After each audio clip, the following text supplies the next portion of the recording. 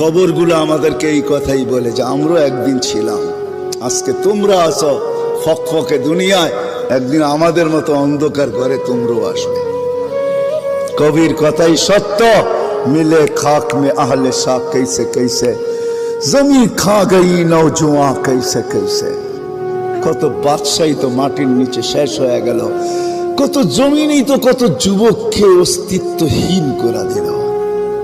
এটাই সত্য। আজল নে না ছোড়া কেসরা না দারা, মৌত আজ পর্যন্ত কাউকে ছাড়ে নাই। মৌতকে ফাঁকি দেওয়া যায় না, ওভারটেক করা যায় না। কোরআন এটাই বুঝায় ইউদরিকাল মৌত, মৌত তোমাকে ধরবেই ধরবে। সীমারেখা আসতে দাও, থাবা আসতে দেরি হবে না। ভাগবে তো ভাগবে কোথায়? আইনাল মাফার।